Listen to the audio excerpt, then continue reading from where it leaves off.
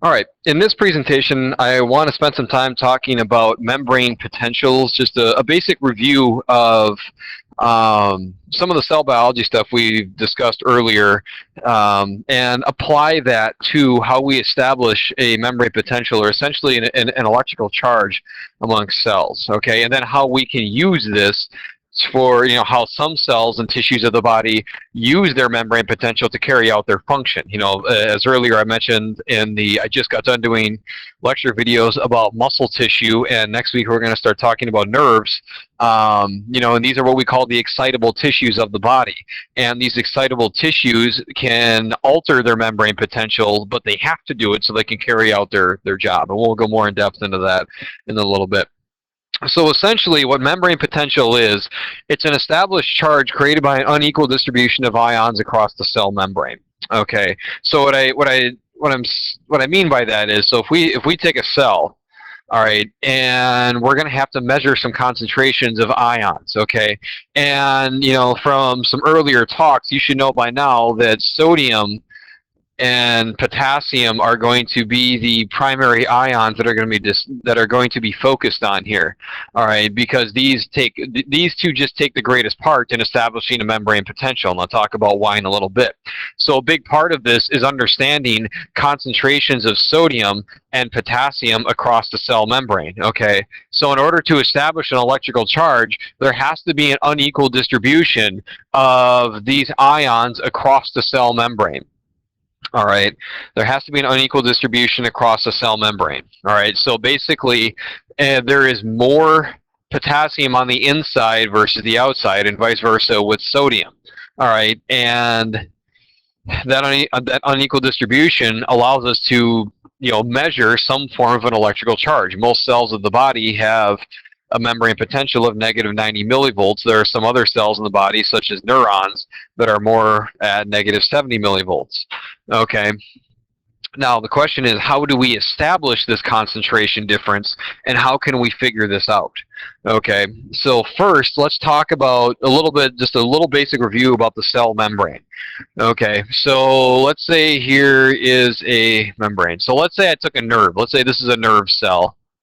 All right, and I'm taking a look at a part of the membrane. Okay. Now, you're going to find various, remember this is a phospholipid bilayer, and you're going to find various proteins, okay, across the cell membrane, all right? And these proteins are essentially going to be gates, all right? And when you have to remember, gates are highly specific. So, for example, if we say this is going to be let's say this blue is going to represent a potassium gate, okay, it's only going to be permeable to potassium, that's it. All right, if this red is going to represent a sodium gate, okay, it's only permeable to sodium, meaning only sodium is going to pass through this gate. All right, and then there are other types of channels that are actually more pumps than gates. Okay, and those are what we're going to call the sodium potassium ATPase, or the sodium potassium pump. Okay, and we use these gates, we use these transmembrane proteins to establish these different concentrations, because you have to remember, when you're talking about establishing a concentration across the cell membrane, the cell membrane itself has to be permeable to a specific ion. Okay, if the cell membrane was impermeable to all ions, then we wouldn't even be having this talk. Okay. So when we're talking about establishing a membrane potential, so let's say we're taking a look at a nerve here. Okay, and remember I mentioned blue is potassium, red is sodium, and then black will be the sodium potassium pump. Okay, so first, membrane permeability. All right, membrane permeability. So if we're going to establish a concentration of ions across the cell membrane, there has to be some kind of permeability towards these ions, and that's where these gates come in. Okay, so if this cell was inactive, okay, so we'll say this is inactive, or it's resting. Okay, how is there going to be a concentration established across the cell membrane? All right, so let's say we put some of these gates in here. So we'll throw some potassium gates in there. And then let's throw some sodium gates in there. We're just going to focus on the sodium and potassium gates right now. Okay, we're just going to focus on these. Now, I'll tell you right now, the concentrations of these. If you want to talk about the concentration of potassium, now again, these numbers for these are going to vary greatly depending on what book you're going to look at. Okay, I'm throwing some numbers at you out of Stuart Ira Fox's, Dr. Fox's physiology book, okay? But the concepts are going to remain the same, and the numbers are not going to be that far off. Whether you're looking at Guyton's Medical Physiology, if you're looking at Costanzo's Textbook of Physiology, if you're looking at Mary Van Hoen's or Hull's Anatomy of Physiology, okay, the concepts are going to remain the same. All right. Now, as we're taking a look at this, on a regular basis, there is a greater concentration of potassium on the inside of cells. Okay, so the intracellular concentration of potassium would be about, I don't know, give or take 150 millimoles. Okay, so essentially 150 potassium ions on the inside of the cell. Okay, as compared to the 5 millimoles of potassium in the extracellular fluid. Okay. So there's way more potassium on the inside of the cell versus the outside of the cell. All right. And then when we take a look at sodium, okay, there will be about 145 millimoles of sodium on the outside of the cell and about 12 on the inside. Okay, so right here, you can see that there is a great difference between sodium and potassium across the cell membrane. Okay, and obviously one of these two ions has to play a role in the establishment of a membrane potential. And the question is, obviously, which one is it? All right, so that's where the permeability aspect comes in. If we're looking at this cell at rest, okay, all right, we have to focus on these gates, okay? Now, at rest, these sodium gates are going to remain inactive, okay? And they're going to remain inactive, and they're going to remain more or less closed, okay? So, if these sodium-specific gates, because remember, anything that's charged, okay, anything that's charged, such as an ion, like what we're talking about, cannot just freely pass through the cell membrane, okay? Because remember, only non-polar substances like lipids can just freely move, from outside to inside, or vice versa. Okay, anything with a charge has to move through a gate, okay? Has to move through a channel of some sort. Okay, so at rest, sodium gates are inactive. They're closed, okay? So sodium is not passing through the cell membrane. Sodium is, there may be a little bit of sodium leaking in here and there. Okay, there might be a little bit of sodium leaking in here and there. All right, but for the most part, it's going to be potassium that's going to allow us to establish a membrane potential, an electrical charge. Okay, so when you take a look at this, potassium gates are going to remain slightly open. Okay, they're going to remain slightly open. All right, they're not going to be wide open, but they're slightly open.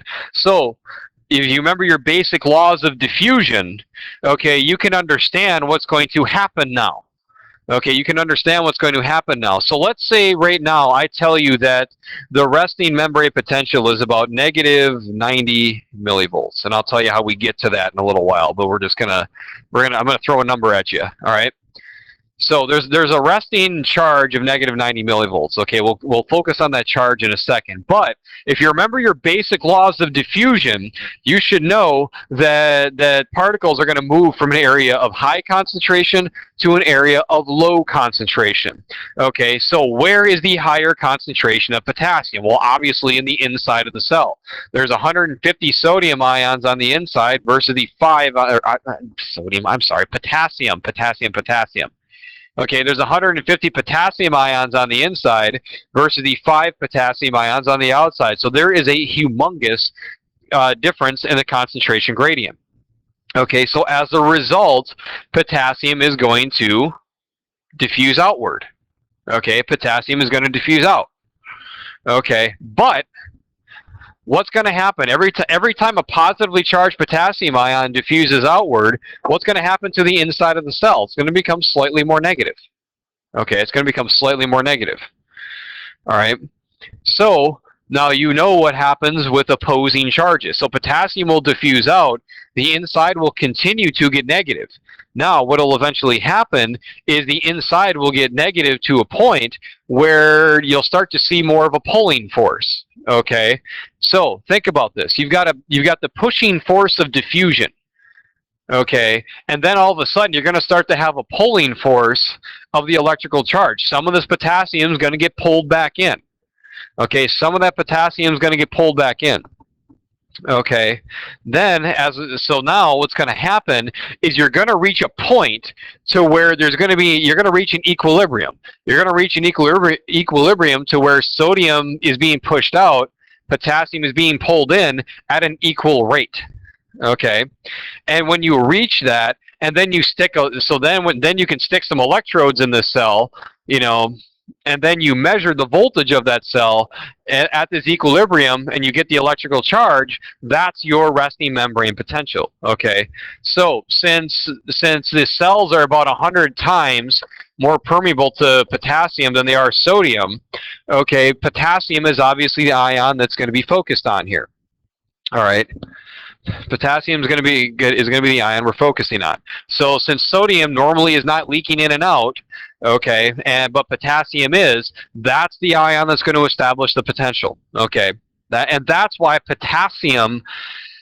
If people have issues with potassium, like hypo or hyperkalemia, the first tissues that are going to be that you're going to see the effects of that take place in are the excitable tissues. Okay, because this will establishing a normal resting membrane potential is important, because if a cell and I'll show you this, I'll graph this out and show you in a little while. But if a cell becomes too negative, it's going to be harder for it to perform its function. If a cell is more positive at rest than it's supposed to be, it may be hard to get it back to a resting state, and we could damage that cell. All right, so potassium is the ion of choice when it comes to establishing a resting membrane potential. Okay. Now, let's talk about how we get to calculating or figuring out the voltage of this. Okay, so when it comes to figuring out the voltage of this, we use what's called the Nernst equation.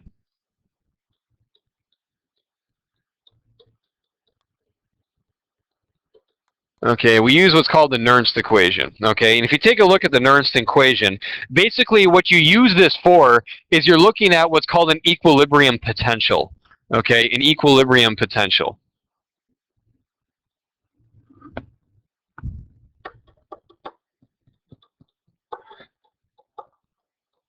Okay, so what you're trying to figure out then is what you're trying to establish by calculating this is what electrical charge is going to cause, what electrical charge will create an equilibrium of basically an ion moving out and an ion moving in.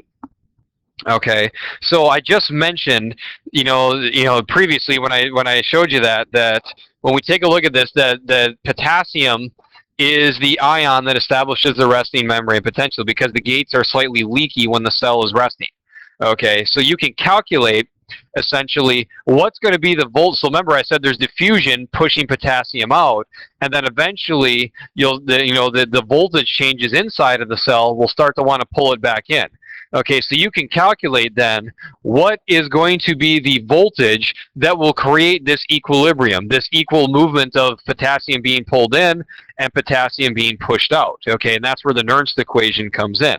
Now, let's put the Nernst equation up and then talk about it. Now, when it comes to physiology, the math in physiology isn't terrible, and it's used to, one, obviously quantify results, but two, the math can tell a story, and plus it saves a lot of space. You don't have to do as much word writing if you can do things in math. Okay, so if you want to take a look at this Nernst equation, and again, this is going to vary depending on what book you're looking at. Okay, so let's say equilibrium.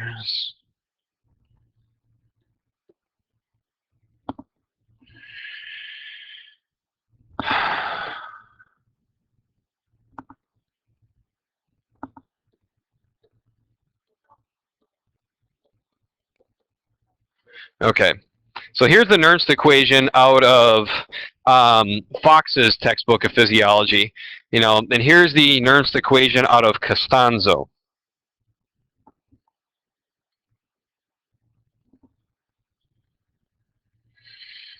Or actually, let's get rid of that X.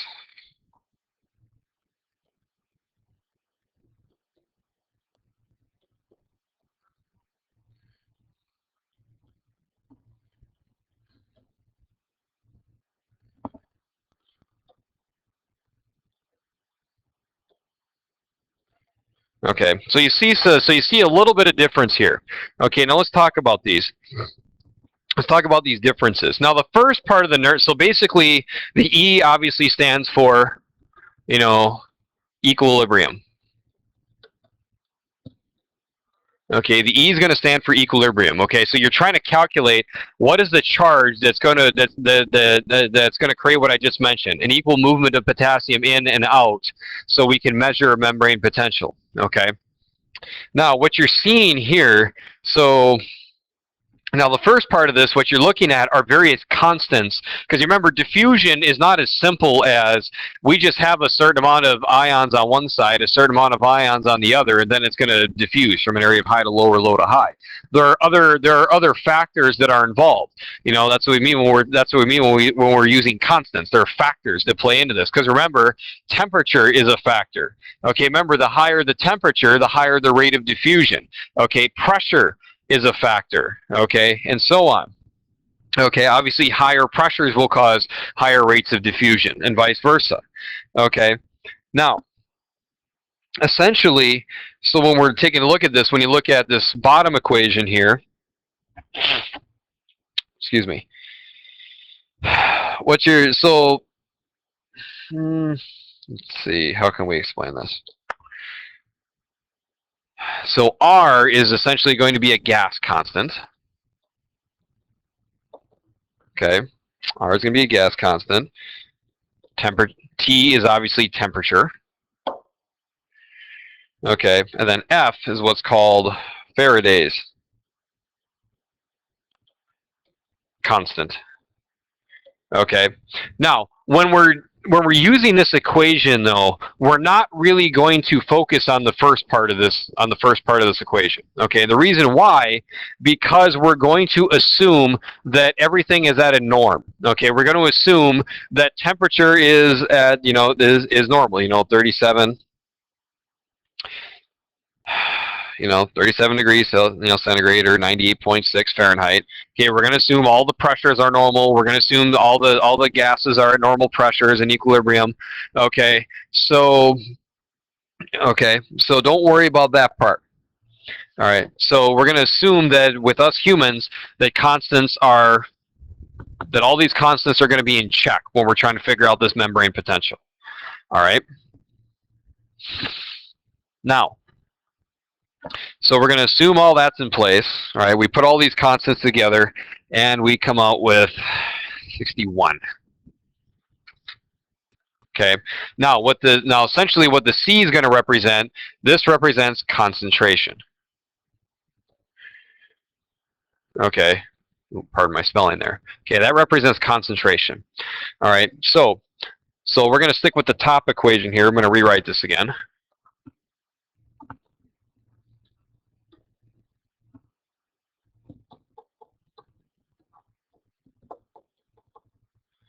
Okay.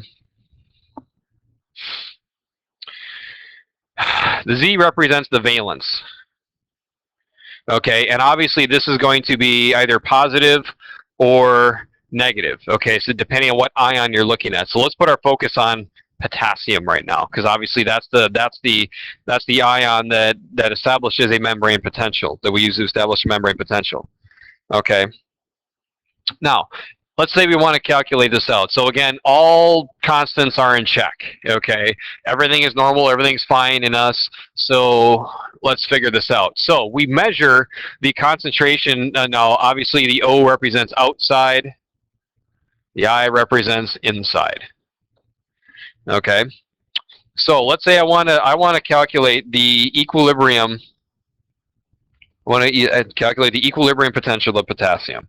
Okay, so we would write this out like this. Oh, excuse me.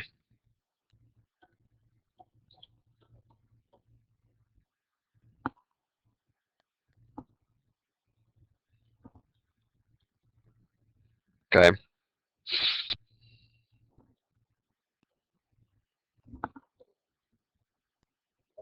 Milli equivalents per liter, millimoles, again, very, essentially the same thing. 150, so we're saying there's a 150 sodium ions on, per liter of fluid on the inside, 5 on the outside. We measured those out, okay? So then, all it comes down to then is just performing some simple math, okay? So, let's calculate this out. Let's calculate this out. So, what would be 150 divided by 5? I'm sorry.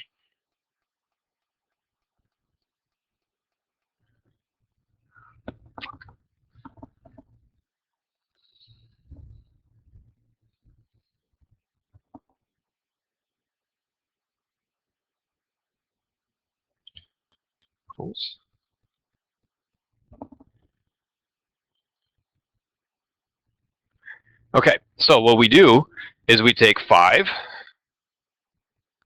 divided by 150. Okay, that's going to equal out to, sorry for the pause here, folks.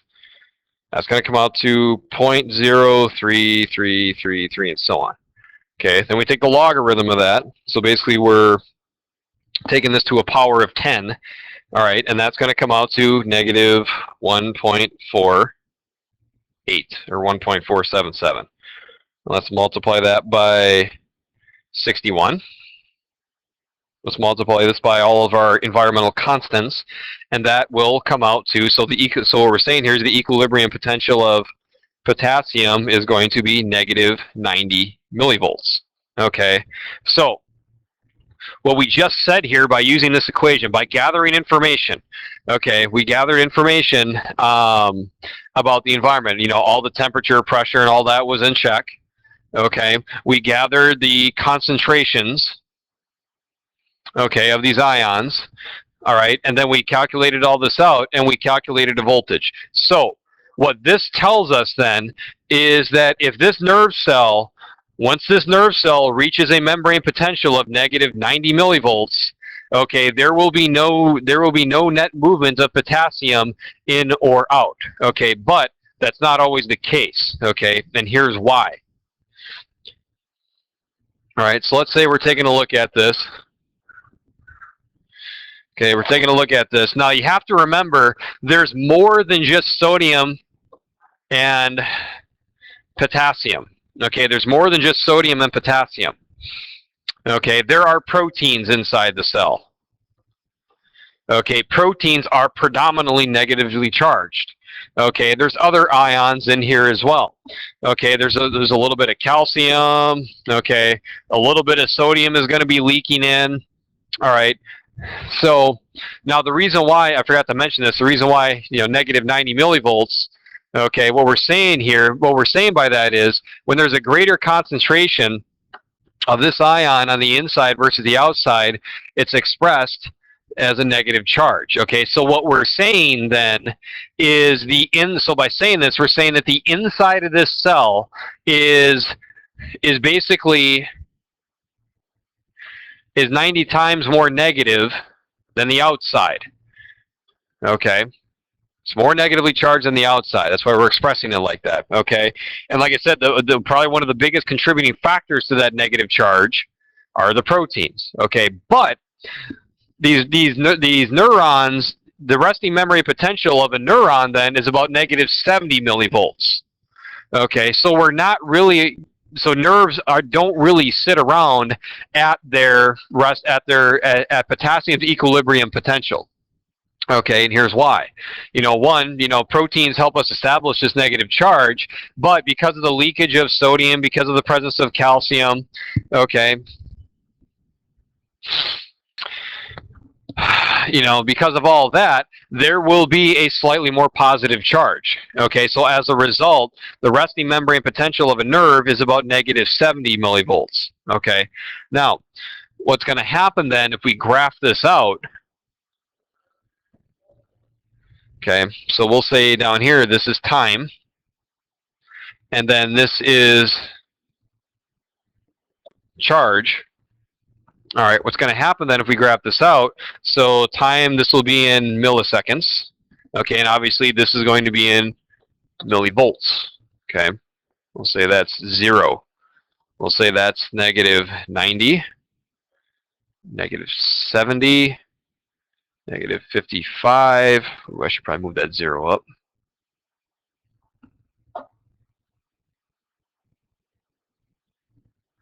All right, and then we'll say this is about plus 25. Okay, so normally neurons are sitting right about here. Okay, normally neurons are sitting right about there. All right. Now let's say we irritate this neuron. Let's say, so basically, let's say I take this nerve cell body, and I don't know, let's say this is a mechanoreceptor or pressure receptor. And let's say I take a glass rod and I start to press on it and I put pressure on it. Okay. And then as I apply pressure to it, that may cause some sodium gates to open, and then you'll have an influx of sodium. So then what you'll see is this little upward spike. All right. But then let's say I immediately remove this. All right. And then you'll see that spike go right back down. Okay. You did not generate a nervous impulse, because in order to generate a nervous impulse, or what we call an action potential,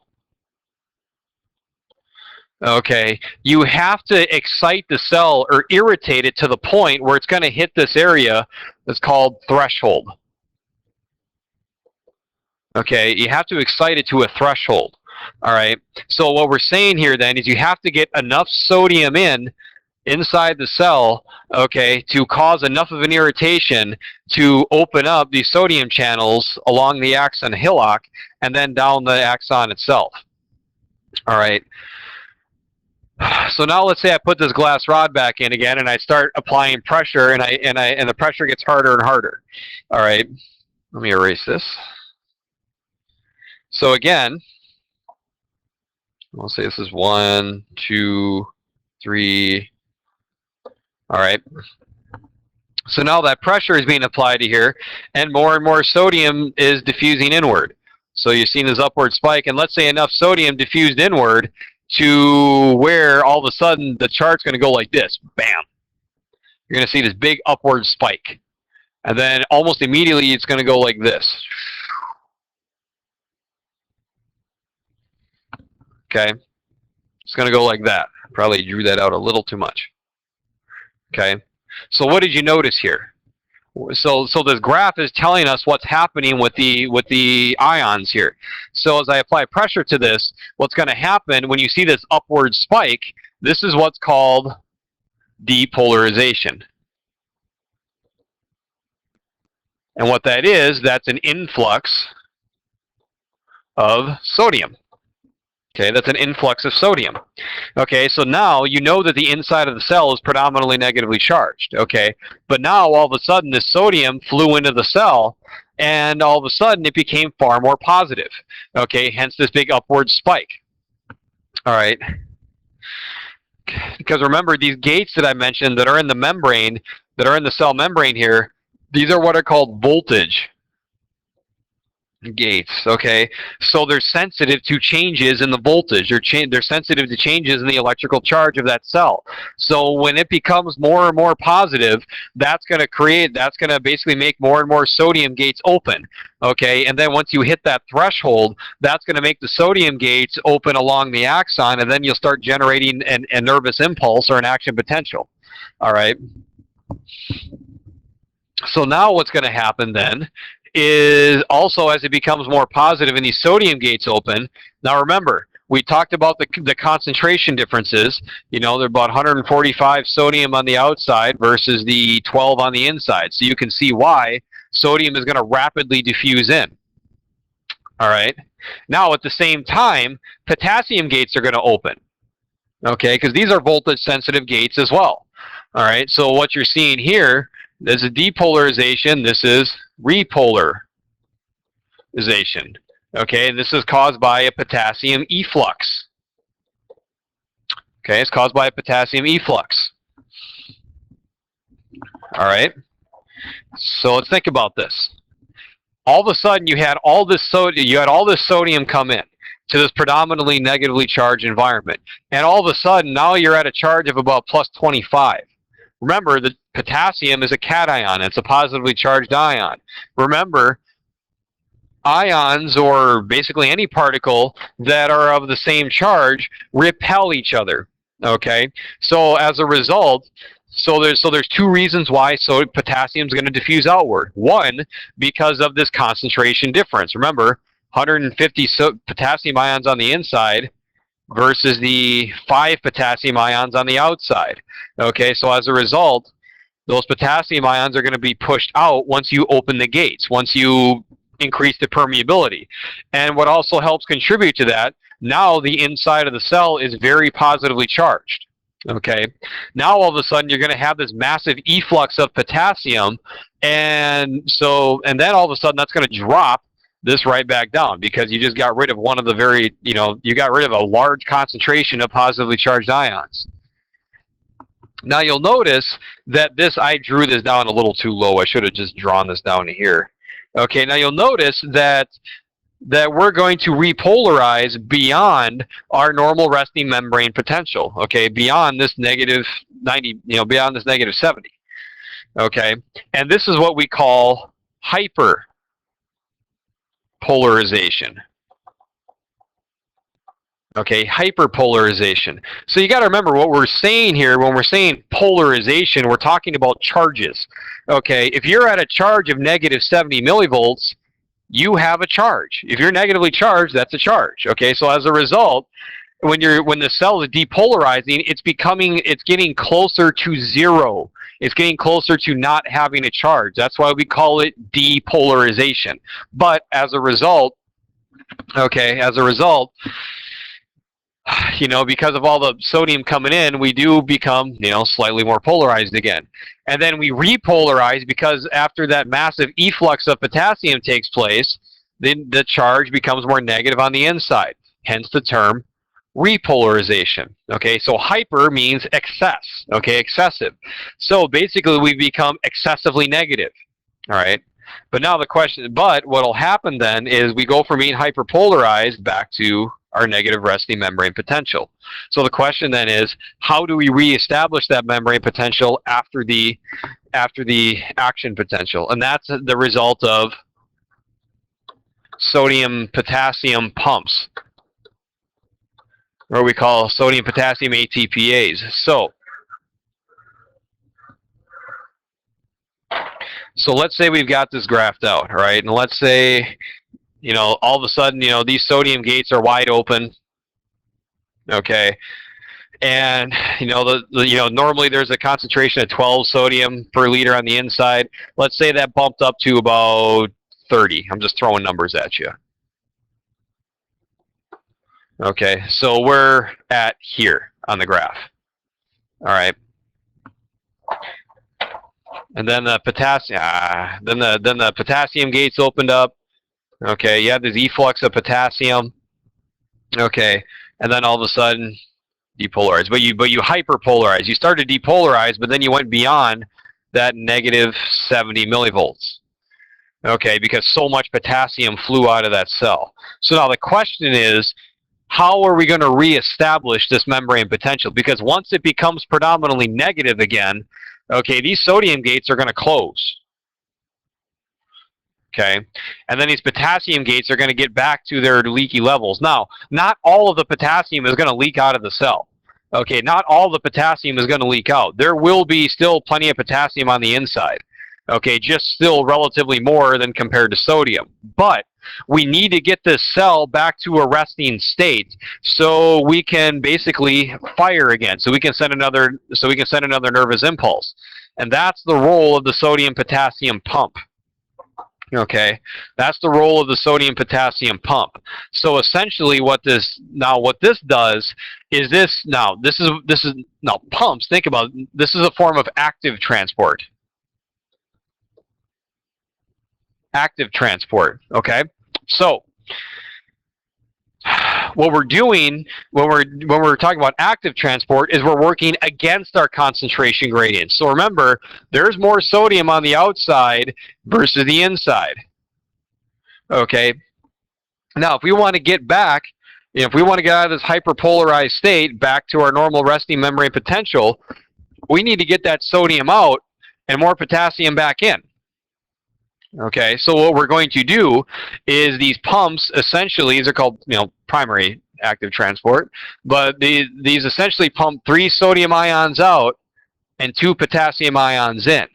Now, remember, we call this active because we have to do this at the expenditure of ATP, because we're working against the natural forces of diffusion here. Okay, so for every time we do this pumping, we essentially burn an ATP molecule. All right, and this is a very, very taxing process. We do this all the time. I mean, a lot of the calories we burn in one day just go towards this process. Okay, so now we're back to our resting state, and now we can fire again. We can now irritate that cell to a point where it can depolarize, repolarize, and do that over again. Okay, so essentially, these sodium-potassium pumps, these allow us to maintain. These allow us to maintain the membrane potential. I'm going to abbreviate that. All right, because like I said, every now and then sodium is still going to leak in. You'll get, for every 100 potassium ions that move out, 1 sodium may leak in. Okay, but this allows us to boom, we get that back out and get the potassium back in. Okay, but this is especially important after we generate an action potential and we cause this shift in the electrolytes. Okay, so now let's say we're taking a look at this graph here. We're taking a look at this graph. Now let's say this is a nerve cell. So 55. I'm not going to do the time in units and all that. This is millivolts by now, and this is time. Okay. All right. So let's say we've got some electrolyte imbalances in this person. Let's say we've got some electrolyte issues. Let's say we are hypokalemic. Okay, let's say something is making us low on potassium. Okay, if we're getting low on potassium, okay, remember, potassium is primarily found on the inside of cells. If we're getting low on potassium, they're going to become more negative. So let's say we're low on potassium, that could cause our nerve cells to get into a hyperpolarized state. Okay, that could cause our nerve cells to get into a hyperpolarized state. Now think about what would be the danger of that. What would be the danger of that? If we were to graph this out. Remember this threshold here. Okay. Remember, in order to actually send a nervous impulse, in order for a nerve to actually communicate with another tissue, okay, we have to get it excited to this threshold, meaning we have to get enough sodium to depolarize in here to get this nerve cell excited enough to generate an action potential. Okay. Now, if it's more negative than what it should be, all right, it's going to be harder and take longer for that cell to reach its threshold. So as a result, the nervous system is going to be slower. Okay, your muscles are going to have a harder time contracting because it's harder to get them excited. Okay, it will be a lot harder to get these cells excited. Now, vice versa, let's say you're hyperkalemic, meaning you have excess potassium. Okay, now let's say you have a greater exchange of potassium across the cell membrane. Now let's say you're operating at a membrane potential of -60. Now these cells are going to get irritated really easily. They'll fire really easily, but they'll have a hard time repolarizing. Okay, because of this massive amount of potassium. Okay, so then as a result, these cells are going to be very irritable, and they may have a hard time recovering from generating action potentials. That's problematic as well, because if you overstimulate a cell, you could damage it. All right. So you have to bear in mind that maintaining electrolyte balance in the body is very, very, very critical to our well-being. All right. So that's something to think about, and think about all these factors that play into membrane potential. Okay. Again, we talked about, for starters, membrane potential is created by an unequal distribution of ions across the cell membrane. Okay. Now, to create an actual potential or a voltage, there has to be permeability. Okay. The cell has to be permeable to a specific ion. Okay. And the ion in this situation is potassium. Okay. The ion in this situation is potassium. Okay. And again, in order to maintain this permeability, there has to be the right concentrations. Okay, there has to be the right concentrations. Okay, so basically, we maintain the permeability by the gates and the channels that I just mentioned in the sodium potassium pump.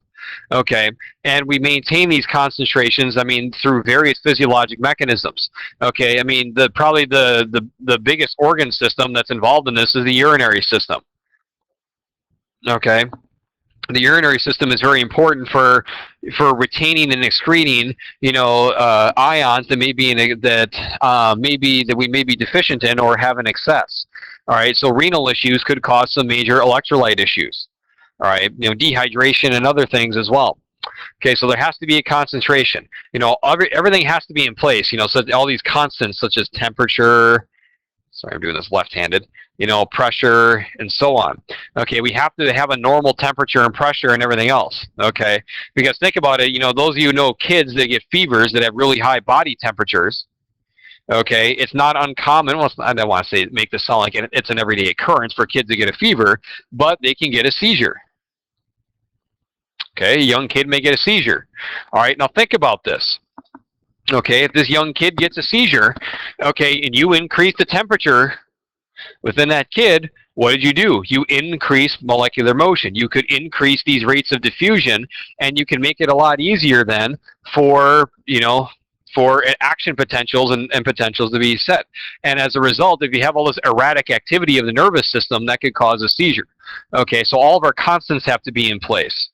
All right. So in a nutshell, maintaining membrane potential is a complex process. I mean, I just showed you in kind of an unorganized, superficial shell as, into this membrane potential process.